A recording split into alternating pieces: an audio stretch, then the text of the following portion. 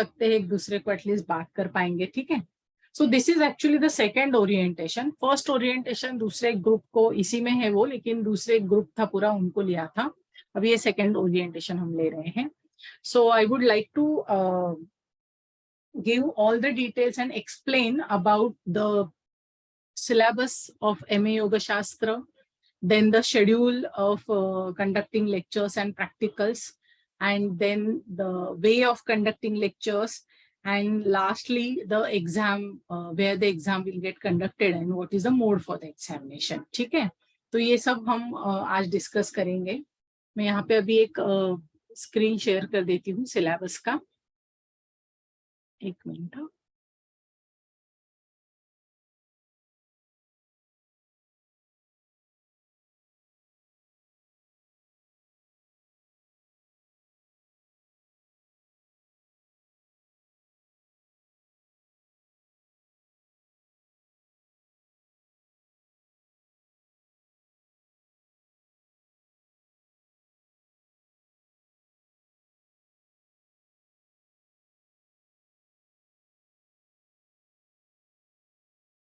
Okay.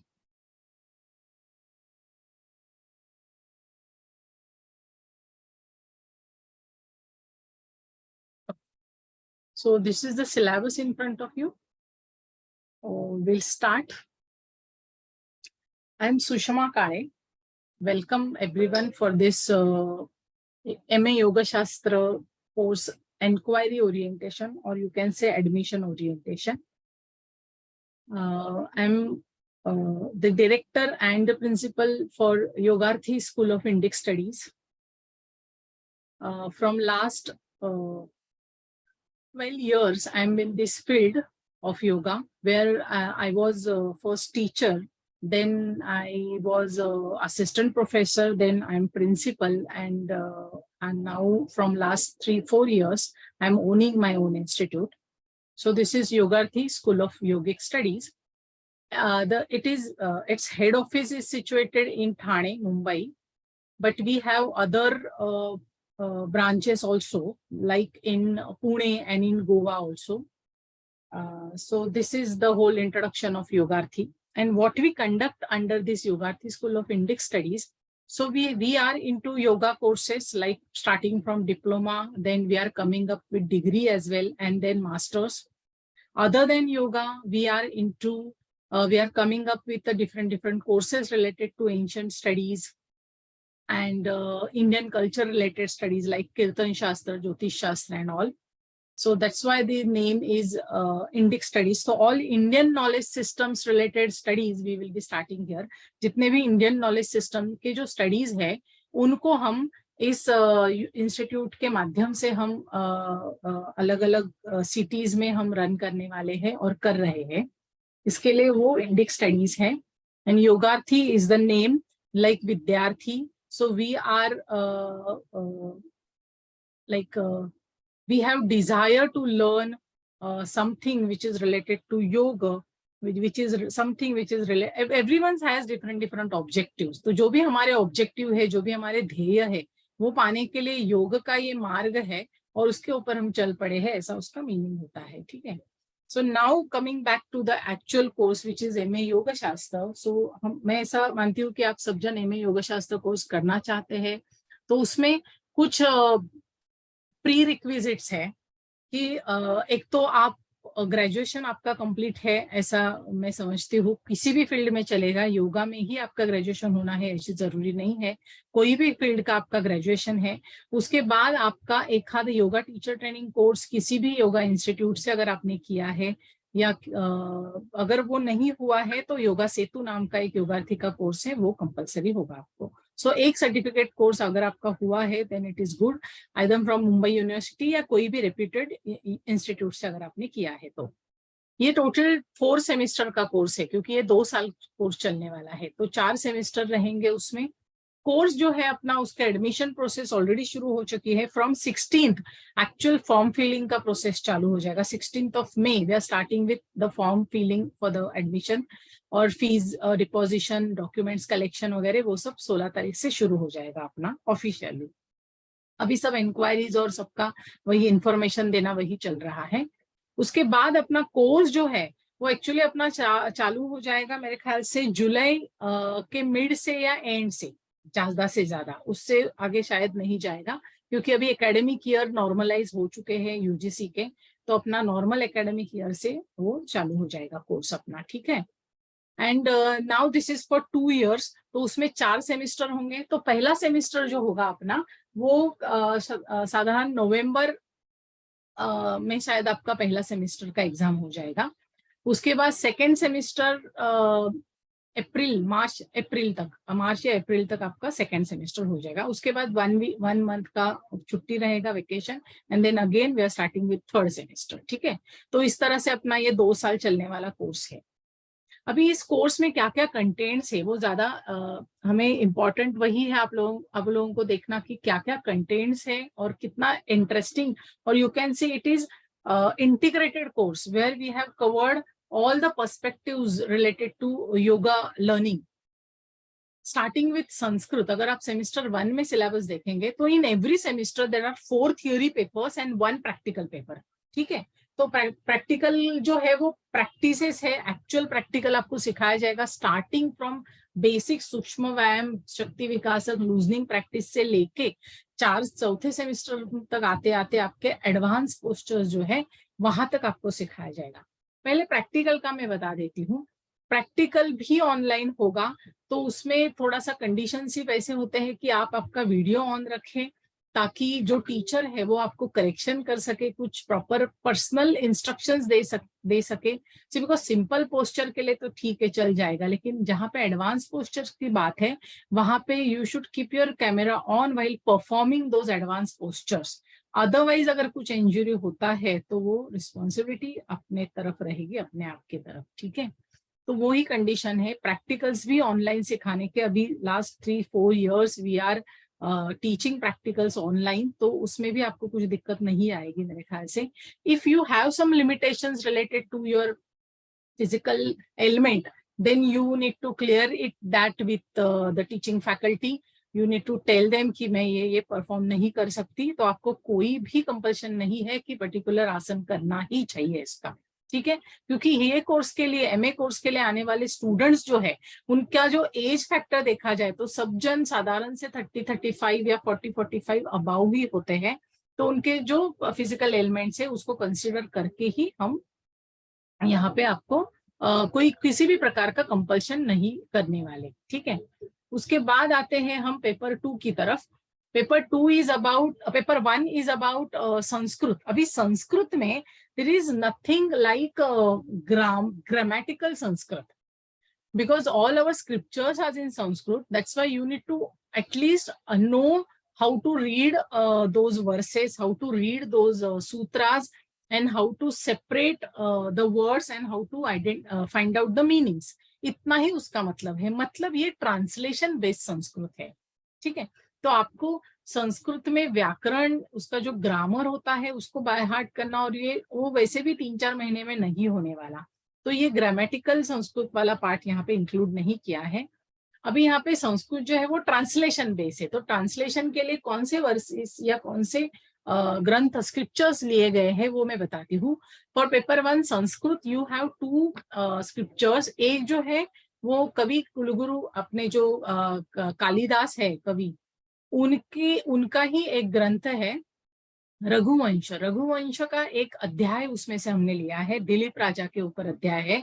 Raghuvansh मतलब श्री राम जो है अपने उनके कुल का है, तो श्रीरामांच्या कुळातला जो एक राजा होऊन गेला दिलीप, उसके बारे में ये पूरी स्टोरी है। सो it is in very much story format, and actually it covers the way the lifestyle one should adopt, that is yogic lifestyle. उसके बारे में हमें स्टोरी फॉर्मेट में इंफॉर्मेशन मिल जाता है। मतलब हमारा जो लर्निंग है वो थोड़ा सा स्टोरी के तरीके से होगा कि राजा कैसे होना चाहिए, प्रजा कैसी होनी चाहिए, उनमें क्या क्या क्वालिटीज होनी चाहिए, और एज अ ह्यूमन बीइंग हमें क्या क्वालिटीज होनी चाहिए, वो इस स्टोरी के माध्यम से बताया जाएगा। ये एक स्क्रिप्चर हो गया। दूसरा जो ग्रंथ है वो है कर्णभार। कर्णभार एक प्ले है, नाटक आहे खरं बघायला गेलं तर ते। तो जो कवि या नाटक के जो तज्ञ थे, भास ऋषि कहते हैं उनको, उनकी लिखी हुई एक नाटक, उनका एक प्ले है कर्णभार। तो हमारा जो धर्म युद्ध जो हुआ था कुरुक्षेत्र पे, तो उसमें बहुत बार कैसे होता है कि अर्जुन और बाकी सब, उनमें जो हुआ था फाइट, उनके बारे में ही इंफॉर्मेशन है अपने पास, लेकिन स्पेसिफिकली अर्जुन, श्री कृष्ण और कर्ण का जो सारथी है, उन चारों के बीच में क्या हुआ था एग्जैक्टली, और उसके बाद फिर कर्ण का वध कैसे हुआ, और उसके पॉइंट ऑफ व्यू से क्या हम समझेंगे महाभारत को, वो समझने की कोशिश की है। सो it is also very beautiful play. और उससे भी हमें एक अंदर characteristic of human beings, what the human being should be, how it should what he should not do and what he should do, उस प्रकार का लर्निंग हमारा प्ले वे मेथड से हो जाता है, इसके लिए वो दिया है। और संस्कृत जो हमें बहुत डिफिकल्ट लगता है, बेसिकली क्या है कि अगर हम कालिदास की कोई रचना पढ़े, तो कालिदास का ख्याति ही इसके लिए है कि वो बहुत उपमात्मक, बहुत ही अलंकारात्मक लिखते हैं। तो इतना आपको लगेगा कि इतना डिफिकल्ट संस्कृत हम समझ पाएंगे क्या, तो डेफिनेटली आप, ये आपकी शुरुआत होगी कि इतना ये पोएट्री फॉर्म में है कि आपको एक्सप्लेनेशन उसका इंग्लिश, हिंदी या जो मराठी है उनको मराठी, इस तरह से उसका एक्सप्लेनेशन मिलने वाला है। So it will be very much easy and you will definitely enjoy it learning. ठीक है, ये अपना संस्कृत इस तरह का सिलेबस रहेगा। पेपर 2 जो है that is about Indian philosophy. अभी इंडियन फिलोसॉफी में भी आप लोगों में से बहुत लोगों को पता होगा कि इंडियन फिलोसॉफी कितने हैं। तो there are total 9 Indian philosophies, ठीक है, जिसको हम पेयर में अगर हम देखें, तो जो आस्तिक 6 दर्शन है उनको अगर हम पेयर में देखें तो कैसा है, सांख्य है, योग है, न्याय, वैशेषिक, पूर्व मीमांसा एंड उत्तर मीमांसा, या फिर उसको वेदांत भी कहा गया है। ठीक है, तो ये जो 6 है, और 3 जो है वो नास्तिक दर्शन में आते हैं, जिनको कहा जाता है बुद्धिज्म है, जिसमें जैनिज्म है और चारवाक है। तो ये 9 के 9 फिलोसॉफीज हमें यहाँ पे इंट्रोडक्टरी शुरुआत करते हैं, but it is not only at the introductory level. तो in this paper you have to learn about the metaphysics of all the philosophies, मतलब वो कौन से एलिमेंट को मानते हैं। जैसे वेदांत क्या मानता है, आप लोगों को, बहुत सारे लोगों को पता होता, वेदांत क्या मानता है, ओनली ब्रह्म सत्य, जगत मिथ्या, सिर्फ ब्रह्मन सत्य है, बाकी सब मिथ्या है। योग और सांख्य क्या मानते हैं, पुरुष और प्रकृति सत्य है ना, बाकी सब उसकी अपरेंट ज्वाइनिंग के वजह से इवोल्यूशन हुआ है। तो ऐसे अलग अलग फिलोसॉफी का अलग अलग एलिमेंट्स को मानते हैं, तो उसका हमें एक्सप्लेनेशन होगा। देन एपिस्टेमोलॉजी, एपिस्टेमोलॉजी में आपको क्या समझ में आएगा कि what is the medium or the tool for the knowledge, and what is this jagat, what is, how to interact, how this self will interact with jagat, that is epistemology। उसके लिए क्या क्या टूल्स है वो हम इसमें सीखेंगे। तो ये पूरा जो फिलोसॉफी है, 9 फिलोसॉफीज में आपको जीव, जगत, ईश्वर, अविद्या और प्रमाण, ये 5 कंटेंट हमें इस पेपर में सीखने हैं। ये पेपर थोड़ा सा स्टार्टिंग में आपको लग सकता है कि little difficult it is, it's not difficult, it is new, the concepts are very much new for us. क्योंकि हमें योग पता है, योग में क्या है, अष्टांग मार्ग, अष्टांग योग है, यम नियम, आसन, प्राणायाम वगैरह है, इतना हमें पता होता है। लेकिन योग एज अ फिलोसॉफी क्या है, उसके बारे में अंडरस्टैंड करना जरूरी है। और योगा के जैसे ही ये बाकी के 8 फिलोसॉफीज, जिनको स्पेसिफिकली मोक्ष शास्त्र माना जाता है, तो ये मोक्ष शास्त्र में से yoga is one of the मोक्ष शास्त्र which has complete practical content और कंसेप्ट्स। लेकिन बाकी के मोक्ष शास्त्र और उनका को रिलेशनशिप विथ योगा फिलोसॉफी, ये भी हमें सीखना जरूरी है, because we are not the completely followers of yoga philosophy. हम आसन प्राणायाम करते हैं, इसका मतलब हम पतंजलि का योगा फिलोसॉफी पूरी तरह जीते हैं, ऐसा नहीं होता। जब तक हम समझेंगे नहीं कि बुद्ध ने क्या कहा है, महावीर ने क्या कहा है, उसके बाद कपिल ऋषि मुनि ने क्या कहा है सांख्य में या न्याय में क्या है, तो हम जब ये समझेंगे तो समझ में आएगा कि अरे हम तो सभी फिलोसॉफीज अपने अपने कंफर्ट जोन में मानते हैं। कभी हम न्याय को मानते हैं, कभी बुद्धिज्म, कभी अचानक से हम चारवाक बन जाते हैं। So it depends on upon my comfort zone and I become that, and completely acceptable. That is the beauty of Indian culture. कि या इंडियन कल्चर में आपको एक ही एक रोबस्ट मार्ग नहीं है, बस इसी पे चलना है जो नॉर्मली वेस्टर्न कंट्रीज में है। सो इंडिया इसके लिए उसको कहा जाता है कि डेमोक्रेसी का असली मीनिंग जो है वो इंडिया में है। You can follow any kind of philosophy at any point of your life. That is the beauty, and that theoretically and practically we will learn that into paper 2. It's very interesting, and you will definitely develop a different kind of vision to look at the world once you learn this. सो जगताकडे बघायचा आपला एकंदर दृष्टिकोनच बदलून जातो, असं खासियत आहे खरं तर याची. थर्ड जो पेपर है वो है स्ट्रेस मैनेजमेंट ऑफ योगा. अभी आपको लगेगा स्ट्रेस मैनेजमेंट में इतना पूरा पेपर, पूरा 4 महीना क्या सीखना है. तो बेसिकली स्ट्रेस मैनेजमेंट के अगर आप कंटेंट देखेंगे तो we will be teaching you about the types of stress, the effects of stress and cause and everything, how to manage through yoga. One more module, 2 more modules, they are there in this paper. One is about meditation techniques. सभी जो 9 philosophies है उनके माध्यम से, उनके हिसाब से क्या क्या मेडिटेटिव टेक्निक्स है. जैसे बुद्धिज्म का मेडिटेटिव टेक्निक क्या है, तो विपश्यना है. जैनिज्म का क्या है, तो प्रेक्षा ध्यान है. उपनिषदों में क्या बताया गया है, तो साइक्लिक मेडिटेशन है. योग एंड सांख्य के हिसाब से क्या है, तो पतंजलि ध्यान है. Like that. Zen meditation is also a modern kind of meditation. It is not that modern, but it is a classical period में वो आता है. तो ऐसे अलग अलग प्रकार के मेडिटेटिव टेक्निक जिसके माध्यम से हम एक्चुअल स्ट्रेस मैनेज कर सकते हैं, and we can tranquilize the mind, we can have control over the mind, and that is the ultimate solution for stress management that we have given. One module is introduced, and that is about prayers. See, because prayer is the only practice which is accepted by all the philosophies and all the religions. सर्व जाती धर्मांनी prayer, प्रार्थना हा ही एक practice मात्र सगळ्यांनी मान्य केलेली आहे. तो प्रेयर हर एक रिलीजन के हिसाब से, जैसे इस्लाम में क्या है, क्रिश्चियनिटी में क्या है, जैनिज्म में क्या है, बुद्धिज्म में क्या है, हिंदुइज्म में क्या है, इस प्रकार से सभी फिलोसॉफीज के माध्यम से या रिलीजन के माध्यम से प्रेयर को इतना इंपॉर्टेंट स्ट्रेस मैनेजमेंट क्यों दिया गया है. Every time we practically apply that, but actually जब ये थ्योरी सीखने की बात आएगी तो हमें समझ में आएगा कि अरे हाँ, हम ये भी हम हमेशा यूज करते हैं, but what is the technique and methodology behind it, that we will be learning. See, because we are entering into PG course, तो पीजी कोर्स के हिसाब से अपना डेप्थ जो है कंटेंट अपना होना चाहिए इसके लिए. उसके बाद थर्ड जो फोर्थ पेपर जो है वो है योगा ट्रेडिशन. सेमिस्टर 1 ही चल रहा है अपना. तो पेपर 4 इज योगा ट्रेडिशन, जिसमें भगवत गीता के हिसाब से हमें 2 चैप्टर्स इंट्रोड्यूस किए हैं. भगवत गीता के 2 chapters. Other than that we have some modern Upanishads. Modern का मतलब ऐसा नहीं कि वो अभी इस 2-4 साल पहले बने हैं, no. So they are the last Upanishads. उसके बाद कुछ उपनिषद बने नहीं है, and they are specifically for yoga practices. तो बाकी उपनिषद हमने बताया, पता है हमें, जैसे कठोपनिषद है, केनोपनिषद है, ईशावास्य उपनिषद, ऐसे उपनिषद हमें पता है. They are the basic minor Upanishad जिनको कहा जाता है. लेकिन other than those there are specific yoga oriented, yoga practice oriented Upanishads, and those Upanishads we are learning into yoga tradition.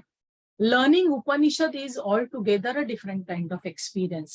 You may feel कि आपको ऐसा लग सकता है कि थोड़ा डिफिकल्ट है. डिफिकल्ट क्यों लग रहा है पता है? क्योंकि उसमें उन्होंने उनके अनुभव बताए गए हैं. जो ऋषि है जिन्होंने खुद प्रैक्टिस किए हैं, योगा प्रैक्टिसेस किए हैं, उनके अनुभव है. उनकी प्रैक्टिस और हमारी प्रैक्टिस, हम क्या करते हैं ऑल्टरनेट डे, किसी दिन किया किसी दिन नहीं किया, and 1 hour in a 24 hours. Their practice is a different kind of, it is 24/7 practice, and from many births they were doing it, and now they got some kind of siddhis and different kind of experiences.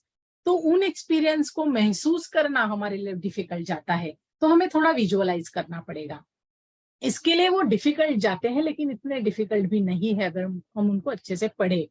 तो वो आपका उसका explanation आपको इस 4th paper में आ जाएगा. ऐसे हमारे 4 और प्रैक्टिकल ऐसे 5 पेपर है अपने. मार्किंग सिस्टम अगर आप देखते हैं तो एक पेपर ऐसा लगता है कि ये 200 मार्क का होना चाहिए एक्चुअली, अगर उसका कंटेंट आप समझे तो. बट पेपर राइटिंग आपको सिर्फ 60 मार्क्स का करना है, सो it is again a difficult task, क्योंकि जो 200 मार्क का कंटेंट 60 मार्क में अगर हमें लिखने को कोई बोले तो हमें पॉइंट वाइज, है ना, हमें कंसेप्ट वाइज, एग्जाम्पल वाइज हमें उसको अच्छे से कैटेगराइज करना पड़ेगा. So writing a paper is all together a different kind of art. Learning is different, पता सब है, लेकिन अभी उसको मैं इतने में कैसे बिठाऊं, है क्या लिखूं और क्या नहीं लिखूं, इक्वली इंपॉर्टेंट. ठीक है, तो 60 मार्क का पेपर लिखना फर्स्ट सेमिस्टर शायद आप लोगों को थोड़ा सा डिफिकल्ट जा सकता है, मैं समझ सकती हूँ, क्योंकि हमारा एजुकेशन छोड़ के शायद हमें बहुत ज्यादा गैप हुआ है, 15-15, 20-20 साल का गैप हुआ है, तो पेपर लिखना ये डिफिकल्ट टास्क हो सकता है. एंड उसके लिए क्या है, तो आपको इंटरनल मार्क्स जो है 40 मार्क्स असाइनमेंट जिसको कहा जाता है, तो असाइनमेंट का प्रिपरेशन करते करते आपका प्रैक्टिस हो जाएगा कि हमें एक्चुअल एग्जाम पेपर में कैसे पेपर लिखना है, कैसे आंसर्स लिखने हैं. ठीक है, तो उसका आपका प्रैक्टिस अच्छे से हो जाएगा. इसके लिए असाइनमेंट को इंपॉर्टेंस दिया गया है एंड इट कैरीज 40 मार्क्स. तो 60 आपको थ्योरी पेपर रहेगा जो आपको एग्जाम सेंटर पे आके फिजिकली यहाँ पे प्रेजेंट रख के आपको लिखना है, और 40 मार्क्स जो है वो आपका थ्रू आउट जो 4 महीने रहेंगे फर्स्ट सेमेस्टर के, उसमें आपका अटेंडेंस, उसमें आपका प्रेजेंस, उसमें आपका इंटरेक्शन कैसे है, फिजिकल अटेंडेंस नहीं सिर्फ, तो आपका इंटेलेक्चुअल अटेंडेंस कैसा है, और आपका राइटिंग अंडरस्टैंडिंग, ये सब उसमें 40 मार्क के अपने आ जाएगा. ठीक है, पासिंग क्राइटेरिया क्या हो सकता है, तो पासिंग क्राइटेरिया है जो 60 है उसमें से आपको 24 मार्क्स अगर मिले तो आप पास है. तो 24 मार्क्स लिखना ये इतनी बड़ी चीज नहीं है एक्चुअली, बोलने को जाए तो. उल्टा एक्सपीरियंस है लोगों का कि हाँ, उल्टा वो लिखते बहुत 100 150 मार्क का लिख के आते हैं, तो मार्क्स भी अच्छे मिल जाते हैं उसके वजह से. इंटरनल जो है जिसमें 16 को पासिंग है, उसमें नॉर्मली सब जन पास हुए हैं, अब तक तो ऐसा रिकॉर्ड है कि सब जन पास होते हैं. इंटरनल मार्क्स में असाइनमेंट बेस है, रेगुलर इंटरेक्शन है, कुछ टास्क है, उसमें मार्क्स मिल जाते हैं. सिर्फ जो राइटिंग एग्जाम है उसमें 24 के लिए आपको ज्यादा स्ट्रगल, और उसके बारे में अभी स्टार्टिंग में तो सोचना ही नहीं है. When your exams will come, just 1 month before your exams, you will become परीक्षार्थी, and that time I will definitely tell you how to write paper. उसके पहले हम विद्यार्थी और योगार्थी है, जिसमें हमें वो समझना है कंसेप्ट और अपना रियल लाइफ में उसको अप्लाई करना है, वो ज्यादा इंपॉर्टेंट है. पास तो आप जन, मैं हमेशा मेरे ओरिएंटेशन में कहती हूँ, आप सब जन पास है. आप सबको अभी से आप समझो, आपने एडमिशन लिया तो यू बिकम मास्टर्स इन योग शास्त्र, यू आर दैट. लेकिन सिर्फ सर्टिफिकेट आपको 2 साल बाद मिलेगा, इतना ही उसमें डिफरेंस है. तो आप जिस दिन आपने सोच लिया कि मुझे एमए करना है, आपका एमए हो गया. आपको फेल होने के लिए शायद एफर्ट्स लेने पड़ेंगे इतना ही डिफरेंस है. तो आपको पास होने के लिए कुछ एफर्ट्स नहीं, you just have to be in that flow, the direction is always there, you will reach, definitely you will reach the destination. Practical में भी वैसे ही है. 40 मार्क्स का इंटरनल है. इंटरनल में आपका, जैसे मैंने कहा, आपका प्रेजेंस, आप क्लास में किस तरह से आप करते हैं आसन वगैरह, और आपको रिटर्न असाइनमेंट्स भी प्रैक्टिकल के लिए है. शायद कभी आपको वो इंटर्नशिप बेस रहेगा, कभी आपको रिटर्न रहेगा. एंड उसमें भी 60 मार्क्स जो है वो एक्चुअल जब भी वाइवा प्रैक्टिकल आपकी ली जाएगी फिजिकली, उसके लिए भी आपको अपना सेंटर में आके आपको प्रैक्टिकल एग्जाम देनी है, वाइवा एंड प्रैक्टिकल. उसमें भी 24 को पासिंग है. ऐसे 500 मार्क्स का सेमेस्टर 1 है आपका. उसी प्रकार आपका फिर आगे सेमेस्टर 2, 3 और 4 सेम 4 पेपर थियोरी के, एक प्रैक्टिकल के, ऐसे आगे जाता है. तो अभी आगे क्या क्या जाता है सेमेस्टर 1 में आप देखेंगे तो it is more about philosophy, it is more about understanding the scriptures, how to read the scriptures and all. उसके बाद, और स्टाइल ऑफ स्क्रिप्चर्स, उसके बाद जो आता है सेमेस्टर 2 में भी आपका फिलोसॉफी कैरी होता है, जिसमें मोक्ष, ये सबसे इंपॉर्टेंट चैप्टर टॉपिक लिया गया है. एंड मोक्ष again covers whatever you have learned in semester 1, you will get the revision of that everything into this paper मोक्ष में. तो ये थोड़ा इजी जाएगा आपको पेपर. सेमेस्टर 2 थोड़ा सा इजी हो सकता है. Now you will be introduced with Patanjali योग सूत्र. सब जन ज्यादा से ज्यादा वेट वही चीज के लिए करते हैं कि हमें पतंजलि योग सूत्र कब सीखने को मिले और बाद में टीचर बनने के बाद कब सिखाने को मिले, राइट। तो सबके लिए वो नियर टू हार्ट टॉपिक है। तो पतंजलि योग सूत्र आपको दूसरे ही सेमिस्टर में आपको 2 चैप्टर्स है पतंजलि के। पेपर चैप्टर 1 इज समाधि पाद and chapter 2 is Sadhana Pada. It is very very interesting journey going to be. तो 4 महीने में आपका मेन जो लर्निंग का जो रेशो अगर आप देखेंगे तो पतंजलि योग सूत्र पे ही आपके उसका मार्क्स सेम है बाकी पेपर जैसे ही, लेकिन ज्यादा टाइम उसमें हमारा जाएगा थोड़ा, क्योंकि पतंजलि योग सूत्र इज इन सूत्र फॉर्मेट। उसका ऑथेंटिक कमेंट्री जो है वो व्यास ने लिखा है, व्यास भाष्य नाम का उसका भाष्य है लिखा हुआ। सो हम पतंजलि योग सूत्र भाष्य के आधार से पढ़ेंगे। सो इसलिए उसमें थोड़ा टाइम लगेगा, लेकिन जितना आप उसको एक सूत्र पढ़ने के बाद पीछे के रिलेवेंस लगाते लगाते अगर आप उसको पढ़ते जाएंगे तो आपको at the end of the semester you will have the all together knowledge of Patanjali योग सूत्र। तो वो कैसे आपको उसमें रखना है एंड तक, वो जिम्मेदारी मेरी और मेरे टीचर्स की है। So you really don't worry about it, ठीक है। फिर से आपको मॉडर्न उपनिषद 2 एक्स्ट्रा मॉडर्न उपनिषद डाले हैं एंड मॉडर्न योगा, मतलब मॉडर्न थिंकर्स जो है हमारे, जैसे कि महर्षि औरबिंदो है, ओशो मतलब रजनीश है, या कुवलयानंद है जो कपिल धाम जिन्होंने शुरुआत की वो है, फिर बीकेएस अयंगार गुरुजी है। तो ऐसे कुछ 10 मॉडर्न थिंकर्स आपको इस पूरे सेमिस्टर में आपको सीखने। See now what is the purpose of introducing this Upanishad, these modern thinkers, as well as Patanjali Yoga Sutra, as well as Bhagavad Gita. So the whole purpose is make you flexible to accept the practices and the concepts. Otherwise क्या होता है, जब तक हम एक हाथ diploma करते हैं किसी एक इंस्टीट्यूट से, हम उस इंस्टीट्यूट के प्रति इतने हमें लगता है कि हम इतने निष्ठावान स्टूडेंट है कि we just follow that institute, और बाकी किसी इंस्टीट्यूट का हमें एक्सेप्ट नहीं होता प्रैक्टिस या लर्निंग टीचिंग, बराबर है, क्योंकि हमें लगता है वो सब बराबर नहीं सिखाते, गलत सिखाते, सिर्फ मेरा इंस्टीट्यूट जो है वही सही है। तो क्या हो जाते हैं, हम फ्लेक्सिबल होने चाहिए लेकिन हम रिजिड बन जाते हैं। और अभी सुदर्शना को भी पता है, ऐसे बहुत सारे सूत्र पतंजलि ने बताए हैं कि जितने हम सीखते जाते हैं उतने हम रिजिड, हमारे आइडियाज, दृढ़ भावना हमारी बनती जाती है और फिर हम ज्यादा बॉन्डेज में जाते हैं। तो जितना नॉलेज ज्यादा होगा, जितना जैसे हमने डिप्लोमा में या आपने कुछ बीए वगैरह किया होगा किसी इंस्टीट्यूट से, तो हमें ऐसा लगता है कि बस वही इंस्टीट्यूट का सही है, बाकी का हम एक्सेप्ट सुनना भी नहीं है। So we should become flexible. As we are entering into masters, we will become yoga teachers, yoga therapists, yoga counselors, and yoga researchers. So we should have knowledge from all perspectives. म्हणजे मी आणि माझे teacher बस एवढं जग राहत नाही आपलं, तर हे पूर्ण विश्व जे आहे त्याच्यात आपल्याला काम करायचं है। तो हमारा पर्सपेक्टिव ब्रॉड होना चाहिए, तो हमें पता होना चाहिए what are the different practices going on in the world and what are the different sects they are there in this modern era।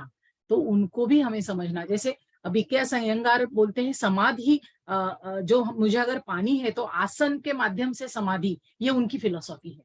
तो आसन itself can lead you towards samadhi, no need to follow other 9 or remaining 7 or 6 sanghas। That is his philosophy and he had proved that। उन्होंने वो जिया है, उन्होंने उसका अनुभव किया है। हमें पता है योगा एक अनुभव शास्त्र है। महर्षि हमारे जो महर्षि औरोबिंदो कहते हैं कि इट इज इंटीग्रल योग। We do not have to start from downward to go up. We can directly start from up and we can come down. उनकी फिलोसॉफी अलग है, उन्होंने वैसा जिया है, प्रैक्टिस की है, उनका अनुभव है। तो ये सब हमें जब हम सभी का समझेंगे ना, तो हम इतने फ्लेक्सिबल हो जाते हैं एक्सेप्टेंस के लेवल पे एंड प्रैक्टिस के लेवल पे। That is the requirement of MA. आपका एमए का सर्टिफिकेट कोई नहीं बाद में पूछने वाला। तो आपका ये एटीट्यूडनल चेंज जो है वो आपका पूरा पर्सनालिटी बदल देगा। When you become MA complete होते होते आपका complete personality in and out change हो जाता है, because you become very much flexible and you are recipient for everything. Acceptance बढ़ जाता है आपका। That is the beauty of MA. उसके बाद applied yoga, obviously whatever we learn in form of scriptures, in form of practices from modern people, from ancient people, how to apply those. So application is the important part for teaching, for therapy and for research. तो उस माध्यम से हम application of yoga वो हम सीखेंगे. जैसे कि योगा का एजुकेशन में क्या फायदा है, एजुकेशन सिस्टम में क्या उपयोग है, एजुकेशन सिस्टम में उसका उपयोग, और योगा एज एजुकेशन सिस्टम भी हम देखेंगे. स्पोर्ट्स में क्या उसका योगदान हो सकता है योगा का, और yoga therapy as a therapy उसके पीछे क्या थ्योरी है और वो कहाँ कौन सी स्क्रिप्चर्स से आया है, वो सब लर्निंग हमारा अप्लाइड योगा में हो जाएगा. हमें क्या लगता है, कोई भी मेरे पास स्टूडेंट आने दो, मुझे तो बस उसको लूजनिंग लेना है, आसन सिखाने, हो गया. तो वैसा नहीं. तो yoga application is very very subjective, it is not objective. जैसे क्रोसिन, किसी को भी बुखार आता है तो क्रोसिन लेते हैं, बराबर है, लेकिन ये क्या हुआ, ये सब्जेक्टिव हुआ. लेकिन योगा का कोई भी आसन, marjar asana is helpful for respiratory system as well as the same marjar asana is helpful for your spine flexibility, and the same marjar asana is useful for your thyroid and parathyroid. तो ये सबके लिए यूजफुल है. एक ही आसन अलग अलग पार्टिसिपेंट या साधक के ऊपर डिपेंड है, उसका वो करते समय उसका अवेयरनेस किधर है. उसका अवेयरनेस अगर लंग्स पे और चेस्ट पे है तो उसका वो इंप्रूव होगा. तो it depends, it is very much depends on how to apply it, and it is very much subjective and it is very much tailor made. तो ये सब चीजें हमें एप्लीकेशन ऑफ योगा में सीखने को मिलेगी. एंड मैं हमेशा कहती हूँ, when ever you apply something or some practices to a particular person or for particular disease, you should have a foundation in form of research. तो हमें रिसर्च बेस्ड फाउंडेशन को यहाँ से ही हम कल्टीवेट करना अपने में शुरू करेंगे. क्योंकि हम मतलब आप MA कंप्लीट होने के बाद Rupal will not remain only Rupal, Sudarshana will not remain only Sudarshana, right, Sushma will not remain only Sushma. So you will become researcher, you will become teacher and you will become therapist and counsellor. वो ये सब prefix हमारे आगे लगेंगे. तो इसके लिए हमारा एटीट्यूड चेंज होना यहाँ से शुरू हो जाता है. सो ऐसे ही ये आगे कंटिन्यू जब होता है 3rd सेम में और 4th सेम में, तो यहाँ से आगे बढ़ता है हमारा साइकोलॉजी. यहाँ ऊपर हम थोड़ा सा थेरेपी और इसमें थे. 3rd सेम में फिजियोलॉजी के साथ लिटिल बिट साइकोलॉजी का इंट्रोडक्शन होना शुरू हो जाता है, क्योंकि काउंसलिंग है उसके अंदर. तो yoga as an Indian psychology क्या कॉन्ट्रीब्यूशन है. इंडियन साइकोलॉजी डजेंट मीन कि इंडियन लोगों के मन के ऊपर काम करेगा, बस ऐसा नहीं है. इंडियन साइकोलॉजी का मतलब है उसका ओरिजिन इंडिया में है, उसका ओरिजिन इंडियन है, लेकिन it is helpful for complete Mankind. तो इंडियन साइकोलॉजी को वर्ल्ड लेवल पे एक्सेप्ट किया गया है. तो ये आपको इसमें सीखने को मिलेगा. पतंजलि योग सूत्र और 3rd पेपर आपका शुरू हो जाएगा. 3rd चैप्टर आपका यहाँ पे एडिशनल हो जाएगा. हठ योग प्रदीपिका भी आपको यहाँ पे इंट्रोड्यूस किया जाएगा, एंड योग वशिष्ठ भी इंट्रोड्यूस किया जाएगा.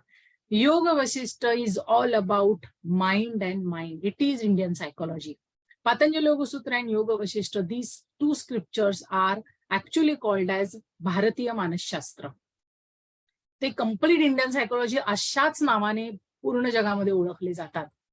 तो उन दोनों में क्या सिमिलैरिटीज है ये सब हमें सीखने को मिलेगा अगर हम एक्चुअल ग्रंथ सीखेंगे.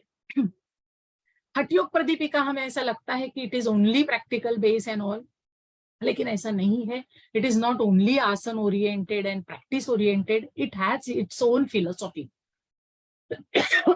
तो हठ योग में क्या फिलोसॉफी है और क्या साइकोलॉजी है, वो भी हमें इसमें physiology as well as psychology हमें सीखने को मिलेगा. तो कोई भी आसन या कोई भी योगा का प्रैक्टिस हम जब करते हैं तो उसके जो साइड्स होते हैं या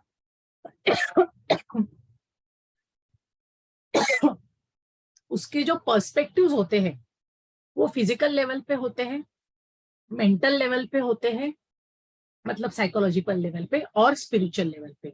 तो तीनों पर्सपेक्टिव्स में, तीनों एंगल से हमें हर एक प्रैक्टिस को समझना, ये इसका मिशन है, मोटो है। इसके लिए पतंजलि योग सूत्र भी है, हठयोग दीपिका भी है, एंड योग वशिष्ठ भी है, तो एंड योगा फिजियोलॉजी है। तो हमें हर एक प्रैक्टिस को इन तीनों डायमेंशन से हम समझने की कोशिश करेंगे। And additionally obviously yoga application, जिसमें जैसे मैंने कहा काउंसिलिंग है, योगा फॉर वुमेन है, एंड फिजियोलॉजिकल इफेक्ट्स है। एंड एक और एक मॉड्यूल यहाँ इस मॉड्यूल में पेपर इंट्रोड्यूस हुआ है, वो है रिसर्च मेथोडोलॉजी। बहुत बार लोग इससे थोड़ा सा डरते हैं कि बाप रे ये क्या अभी भयंकर, मैं तो योगा में क्या करने आई थी और ये क्या नया चीज आ गया मेरे लाइफ में। सो इसका जो डर है ना, वो निकालने का काम हम सेकेंड सेमेस्टर से ही एक्चुअली करते हैं। सेकेंड सेमेस्टर में आपको जो एप्लीकेशन है, या आपको एक इंटर्नशिप के हिसाब से आपको एक छोटा सा कोर्स डिजाइन करके आपको एक मॉड्यूल लेना पड़ता है। सिर्फ ये जो अभी जो बैच हुआ उनको वो टाइम नहीं मिला, क्योंकि हमारे पास एग्जाम पोस्टपोन हो गए, तो टाइम कम था। तो वो लोग अभी थर्ड सेमेस्टर में वो चीज इनिशियली करेंगे तुरंत, मतलब वेकेशन में। लेकिन आप लोगों को सेमेस्टर 2 में ही आपको वो दिया जाएगा। You need to develop a small course, उसका थ्योरी, उसका फिलोसॉफी, वो सब आपको बताया जाएगा, and then you will apply it, and then you will document it. So research is nothing but documenting your practice and your application. Documentation, जिसमें India हमेशा पीछे पड़ा है, हमेशा पीछे है इंडिया। बाकी के डॉक्टर्स जो यूएस में वगैरह, उनसे अगर बात करेंगे तो आप देखें, वो बोलते हैं कि मेरे पास पूरा डॉक्यूमेंटेशन है, मैंने 20 हाइपरटेंशन के पेशेंट ट्रीट किए हैं। इंडिया में एक कार्डियोलॉजिस्ट दिन में मेरे ख्याल से 1 घंटे में 20 पेशेंट देखता होगा। सी, लेकिन उनके पास क्या है, डॉक्यूमेंटेशन नहीं है। दिन में 200 पेशेंट देखते हैं हमारे इंडियन डॉक्टर्स, और वो बोलते हैं कि मैंने 1 महीने में 20 कार्डियो हाइपरटेंशन के पेशेंट को स्टडी किया है, and this is my paper. तो हमारे तो डॉक्टर्स ने कितने पेपर्स लिखने चाहिए? तो हम पीछे क्यों है? क्योंकि हम पुअर है डॉक्यूमेंटेशन में। So to develop that habit we need to learn research methodology. और बहुत बार ऐसा होता है कि फीमेल जो है वो बहुत पीछे है रिसर्च मेथोडोलॉजी में, क्योंकि वो टेक्नो सैवी नहीं है। पता नहीं क्यों नहीं है ऍक्च्युली। असं म्हणतात ना की स्त्री सगळंच करू शकते, तो female can do anything actually. तो वो टेक्नोलॉजी से भागती क्यों है वो समझ में नहीं आता मुझे। तो उसको वो टेक्नोलॉजी को थोड़ा सा तो अपने रोज के इसमें प्रैक्टिस में लाना पड़ेगा। आप मोबाइल यूज करते, स्मार्टफोन यूज करते, तो क्यों नहीं लैपटॉप यूज कर सकते, क्यों नहीं आईपैड यूज कर सकते, और उसका उपयोग क्यों नहीं हम रिसर्च के लिए कर सकते, हमारे एप्लीकेशन के लिए कर सकते। So developing that into you is this about this research methodology in third semester. उसके बाद हम आते हैं फोर्थ सेमेस्टर, जिसमें आपका ट्रेडिशनल योगा टेक्स्ट जो है वो कंटिन्यू होगा, जिसमें आपका हठयोग प्रदीपिका, पतंजलि योग सूत्र, फोर्थ चैप्टर लास्ट, एंड योग वशिष्ठ का निर्वाण जो चैप्टर है वो। तो इस तरह से आपका पतंजलि योग सूत्र, हठयोग प्रदीपिका और योग वशिष्ठ ऑब्वियसली पूरा नहीं हम लेंगे, उपशम और निर्वाण प्रकरण ही लेने वाले हैं। तो वो आपका यहाँ पे कंप्लीट हो जाता है। उसके बाद आपको इंट्रोड्यूस किया जाएगा वेस्टर्न साइकोलॉजी क्या है।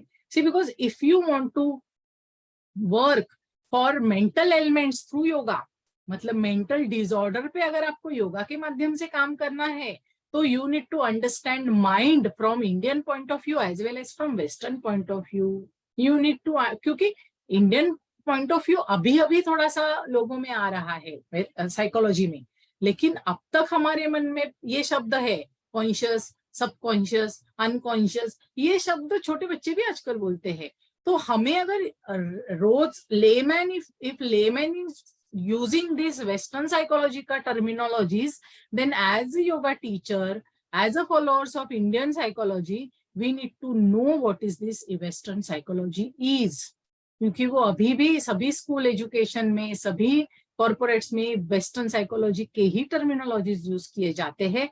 तो as a yoga counsellor and therapist हम पीछे नहीं रहने चाहिए। तो हमें पता होना चाहिए कि वेस्टर्न साइकोलॉजी है क्या, उसकी टर्मिनोलॉजीज क्या है, और फिर how yoga is related to that. उसमें और भी चीजें हैं, जैसे मेंटल एलिमेंट क्या है, starting from anxiety, frustration, conflict and depression, phobia, और उसके बाद ओसीडी, ये सब से शुरू होके फिर वो उसका एक्सट्रीम बन जाता है। तो वो क्या है वो भी हम सीखेंगे, और उसके ऊपर योगा के माध्यम से how we can treat those disorders through yogic practices और योगा फिलोसॉफी, ये भी हम सीखेंगे। एंड लास्ट में उसका है थेरेपी एंड अदर थेरेपीज। हाँ, आपको पेपर सेमेस्टर 3 में आपको कुछ अदर थेरेपीज के कंसेप्ट इंट्रोड्यूस किए जाएंगे, जैसे कि आयुर्वेद, जैसे कि योग, naturopathy, recce and pranic healing, ये भी आपको, ये ऑल्टरनेट थेरेपीज में ही आते हैं जो योगा के साथ कॉम्प्लीमेंट्री आजकल बहुत लोग यूज करते हैं। तो having conceptual knowledge of Ayurveda, reiki, pranic healing and naturopathy is important, and we are covering it in semester 3 and semester 4 में एक्चुअल योगा नेचुरोपैथी के प्रैक्टिसेस है आपको, जैसे मड थेरेपी, सन थेरेपी वगैरह जो भी है, hydrotherapy, colour therapy, magnet therapy, इस तरह के फास्टिंग थेरेपी, इस तरह के एक्चुअल प्रैक्टिसेस जो योगिक प्रैक्टिसेस को एनहांस करने में यूज में आ सकते हैं। And for that purpose you do not have to go to some place और वहां पे जाके ही करना है, किसी को हायर करना जरूरत नहीं है। हमारे किचन में, हमारे घर में ये सब चीजें होती है जिसका उपयोग करके हम करते भी है, लेकिन उसको विथ अवेयरनेस, विथ नॉलेज, शास्त्र के आधार पे अगर हम कर सके तो वो योगा थेरेपी में यूजफुल हो सकता है। इसके लिए उसको भी इंट्रोड्यूस किया गया है। And the last but very important is dissertation work, मतलब आपको खुद का आपका एक रिसर्च करना है और उस रिसर्च को डॉक्यूमेंट करके एक 60 to 70 पेज का बुक, जिसको डिसर्टेशन बोलते हैं, थीसिस बोलते हैं, जो पीएचडी में किया जाता है, एमए में, मास्टर्स में जो किया जाता है उसको डिसर्टेशन कहते हैं। तो आपका वो ब्लैक कलर का बुक विथ गोल्डन नेम्स और लेटर्स ऑन दैट कवर, ये आपका खुद का एक बन जाएगा। So that will be your achievement and in 4th semester. तो इस प्रकार के आपका ये पूरा syllabus, very beautifully designed syllabus you have in front of you. मैंने भी कोशिश की है कि आपको समझा सकूं इस आधे पौने घंटे में। फिर भी आप लोगों को कुछ इसमें सिलेबस में कुछ शंका है तो आप पूछ सकते हैं। मेनली आपका कंसर्न हो सकता है कि लेक्चर्स कैसे होंगे, क्या लैंग्वेज में होंगे, या हमें उतना इतना इनफ होंगे क्या। अगर लेक्चर्स इनफ नहीं हो रहे सैटरडे संडेज में, तो हम एक्स्ट्रा लेक्चर्स रखते हैं वीकडेज में। उसमें आप अटेंडेंस आप अगर कर सके, वो भी लेट इवनिंग है तो थोड़ा सा अटेंड कर, जैसे ये टाइमिंग था अपना, उसमें अटेंड कर सके बहुत अच्छा है। अदरवाइज तो you are getting all recorded lectures and practices का सभी रिकॉर्डिंग आपको वैसे भी आपके पास हमेशा रहने वाला है। तो आप वो कभी, लेकिन वो है रिकॉर्डिंग, इसके लिए आप बोले आज का कल देखूंगी, परसों देखूंगी, तो नहीं होता है। तो मैं तो सजेस्ट करूंगी जितना हो सके लाइव लेक्चर्स अटेंड करो, क्वेश्चन पूछो और खत्म कर दो उस टॉपिक को उधर ही और आगे बढ़ो। लेकिन फिर भी अगर अपना रिस्पॉन्सिबिलिटीज है, कुछ जॉब प्रॉब्लम, फैमिली प्रॉब्लम, इसी वजह से नहीं हो रहा है, तो आपको रिकॉर्डिंग सभी के मिलेंगे। नंबर 1, रिकॉर्डिंग आपको सिर्फ ऑडियो रिकॉर्डिंग नहीं है, वीडियो रिकॉर्डिंग भी हम लास्ट ईयर से, हमने पहले ऑडियो रिकॉर्डिंग देते थे, अभी वीडियो भी देना शुरू किया है। जो भी पीपीटी यूज किया जाएगा लेक्चर में, वो पीपीटी भी आपको दिए जाएंगे। नोट्स में जितने भी ऑथेंटिक नोट्स है अपने पास, वही मैक्सिमम हम सर्कुलेट करते हैं। Otherwise there are number of things available on net, जिनको मैं प्रेफरेंस नहीं देती हूँ। जितने ऑथेंटिक जो खुद हमने पढ़े हैं, हमने लिखे हैं, वही नोट्स आप जितने कम नोट्स आप रेफर करेंगे वो ज्यादा बेटर होगा। लेक्चर्स में आप खुद अपने नोट्स लिखना, ये हैबिट आपको डे 1 से करनी पड़ेगी। हम योगा वालों को हैबिट क्या होती है, हम बस सुनते जाते हैं, जैसे प्रवचन चल रहा हो, हमें आदत है वो प्रवचन जैसा लेक्चर सुनने का। लेकिन अभी ये एकेडमिक कोर्स है, इसमें ये काम नहीं आएगा। So from day 1 you keep your notebook ready, chapter wise या पेपर वाइज नोटबुक रेडी रखो। सामने देखना है टीचर को, टीचर बोल रही है, आपको लिखते जाना है। तो लिखने का डे 1 से आपका प्रैक्टिस होना जरूरी है। नहीं मैं बाद में लिखूंगा सुन के, वो बाद में, मैं बताती हूँ कभी नहीं आता है मेरे पास। आप सोचेंगे नहीं, इतने भर भर के लेक्चर सभी अच्छे अच्छे टीचर्स के रिकॉर्डेड पड़े हैं, अभी तक वो टाइम नहीं आया। मैं हमेशा सोचती हूँ अभी मैं वो लेक्चर्स पढ़ूंगी, ये होने के बाद वो लेक्चर सुनूंगी। कभी नहीं होता है। तो तभी के तभी अगर आप नोट्स, उससे अच्छा फिर मैं क्या करती हूँ, मेरे जो नोट्स है वो देखती हूँ तो वो lectures word to word recall हो जाते हैं, इतना हमारे वो सेल्स में, डीएनए में जा बैठे हैं लेक्चर्स। तो वैसा लेवल पे आप लोग जाओ, ऐसा मैं एक्सपेक्टेशंस रखती हूँ, अपेक्षा करती हूँ मुझे। एंड ये पेनफुल जर्नी है, वो तो पेनफुल होने ही वाला है। वी नो सर्वम दुखम, पतंजलि भी यही कहते हैं, भगवान बुद्ध भी यही कहते हैं। तो पेनफुल होने ही वाला है, लेकिन उस पेन का, उस दुख का जब तक हमें अवेयरनेस नहीं होगा तब तक उससे बाहर मिलने का रास्ता सामने ही है, वो हम नहीं सोचेंगे, हम वो ऑप्शन ढूंढेंगे ही नहीं। So it is required. तो पेन का एहसास होना बहुत जरूरी है। So we all are in pain but we don't have awareness of it. इसमें आने के बाद आपको उसका सिर्फ अवेयरनेस होगा, दुख बढ़ेगा नहीं, जो दुख है वही रहेगा, सिर्फ उसका उसके तरफ सजगता, जाणीव होईल दुःखाची आपल्याला, एवढंच होईल फक्त, आणि ती गरजेची आहे, तेव्हाच आपण पुढे जाणार, मार्ग काढणार त्यातून। तो इस प्रकार से ये पूरा मैंने एक्सप्लेन किया है। टीचिंग में आपको इंग्लिश, हिंदी, मराठी के हम अलग से लेक्चर्स रखने का सोच रहे हैं, क्योंकि मराठी मीडियम वाले भी स्टूडेंट की संख्या बहुत बढ़ रही है। तो हम सोच रहे हैं कि मराठी वालों के लिए अलग से ही लेक्चर्स रखे जाएंगे, लेकिन इंग्लिश लेक्चर्स जो प्राइमरी है वो कंपलसरी रहेंगे सबके लिए, वो मैं सजेस्ट करती हूँ। उस बहाने इंग्लिश सीखना भी हो जाता है, क्योंकि अगर हम रिसर्च की बात कर रहे हैं, अगर हम ग्लोबल लेवल की बात कर रहे हैं, तो इंग्लिश ला पर्याय नहीं, और सभी authentic material is available in English mostly. तो हमें वो जरूरी है इंग्लिश लेक्चर्स अटेंड करना। फिर आता है एग्जाम की तरफ। एग्जाम जो है वो 4 दिन रहेंगे ऑल्टरनेट डे में। हर दिन एक पेपर रहेगा, 2.5 आवर का आपको टाइम दिया जाएगा पेपर लिखने के लिए। उसमें वो पेपर कंप्लीट करना, उसके लिए प्रैक्टिस, वो सब आपको लिया जाएगा, उसका आप टेंशन मत लेना बिल्कुल भी, ठीक है। फिर आते हैं हम फीस की तरफ। इस पूरे कोर्स का फीस है 25,000 फॉर 1 ईयर, जिसमें दोनों सेमिस्टर आपके कवर हो जाएंगे, जिसमें यूनिवर्सिटी चार्जेस, उसके बाद एग्जाम चार्जेस, मटेरियल वगैरह, एवरीथिंग इज इंक्लूडेड। अपना कॉन्वोकेशन फी, रिजल्ट का, रिसर्च रिलेटेड जो भी आपको हेल्प है, वो everything is included into this. You do not have to pay any other money for any other assistance. जैसे कि आपको रिसर्च के लिए आपको कोई गाइड, उसको ढूंढो, उसको पे करो अलग से, ऐसा कुछ भी आपको जरूरत नहीं, सब कुछ इसमें इंक्लूडेड है।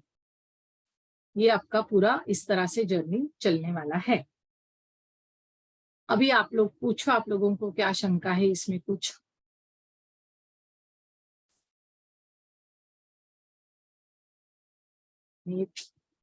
सिलेबस का मैं क्लोज कर देती हूँ। Yes yes, Rupal ji please, you can ask. What will be the timings? हाँ, मैं बताती हूँ। टाइमिंग्स है हमारे Saturday Sunday early morning times है। सुबह 7 साढ़े 7 बजे से जो चालू होगा वो 12 साढ़े 12 बजे तक चलेगा। Both days, Saturday and Sunday, both days. या तो आप सैटरडे संडे थोड़ा अभी कमिट किसी को मत करना, ज्यादा कुछ रखना है प्लानिंग। वैसे भी फैमिली का अपना इवनिंग में ही मोस्टली होता है प्लानिंग, तो वो आप इवनिंग पे ही रखेंगे तो बेटर होगा। सैटरडे संडे ज्यादातर आप इसमें 2 साल थोड़ा सा भूल जाओ Saturday Sunday. Apart from lectures, हम लोग को वीकडेज में कितना टाइम अलॉट करना पड़ेगा?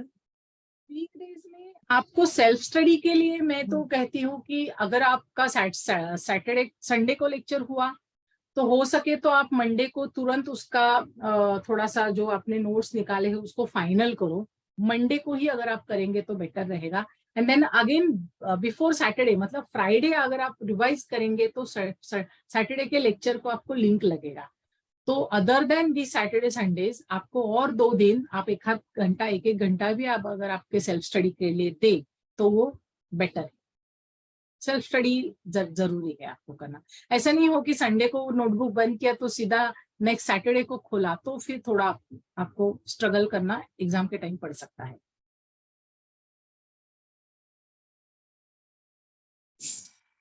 Ma'am, yes, Naina here. I wanted to ask that after completing this course, what are the opportunities for a person who has completed this?